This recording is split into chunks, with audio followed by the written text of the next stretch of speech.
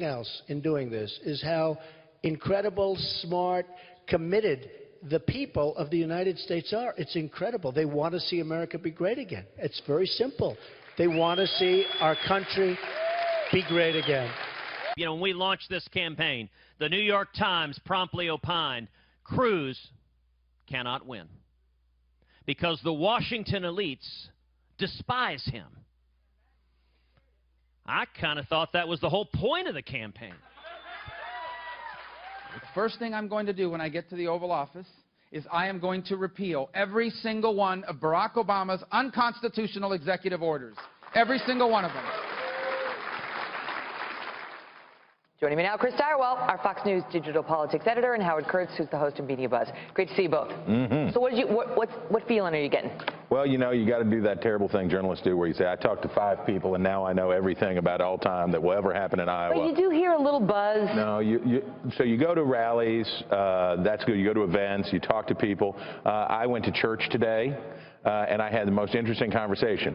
One of the parsons there, one of the preachers there, afterwards, he came and said, "Oh, I love you on the Kelly file. Tell Megan I said hello." I said, "I will." Him. Yeah, he'd be your guy. He's your demo. And I said, "Who are you going to caucus for?" And this is a preacher, and they had just been talking a lot about love and forgiveness. And he said, "Well, I came down to Trump." I said, "Why?" And he said, "It's just the anger. It's just the anger." And I thought, if we're at a point where even a preacher, even a man of the cloth who's wearing his vestments. Maybe he liked it when Trump held up the Bible. No, he liked him angry.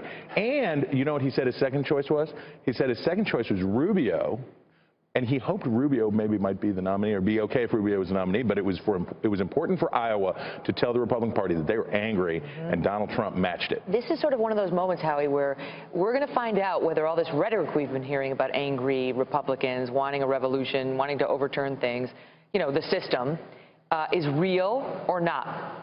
Just before coming over here, I talked to a young woman named Jenny who is still trying to decide between Trump, Cruz, and Rubio, and she's plugged in. She was disappointed in Cruz over reports that he's only donated 1% of his income to the church, what happens to be the subject of a Huckabee ad. I've talked to people. I'm hearing a lot of good buzz about Rubio, surprisingly, but you know, it's anecdotal. I've heard people swinging back and forth between Cruz and Rubio. I've met Carly fans. In a situation that's so fluid and with the caucuses being so convoluted, of course, even the best pollster can't capture. None of these campaigns know what's going on. That's why they're all kind of trying to downplay expectations.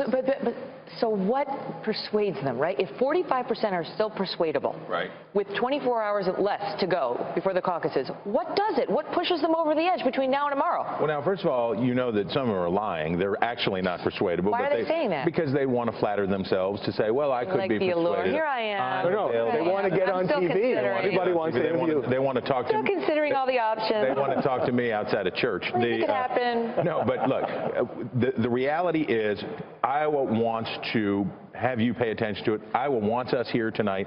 Iowa wants us watching. They've won. Just tell us. What's your answer? Well, but the answer is this, and it's pretty simple.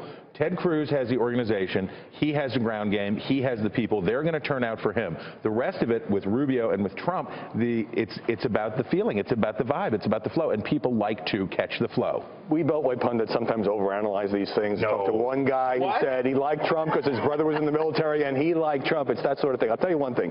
The whole essence of the Iowa caucuses is retail campaigning, going to coffee shops and state fairs. Donald Trump has basically done the big rallies, and that seems to have worked, and he hasn't really done the 99 counties. If he wins, I think it blows up the model. I mean, it helps to be a billionaire, of course. Yeah, I think it blows up the model. Who doesn't want a tour of the 757?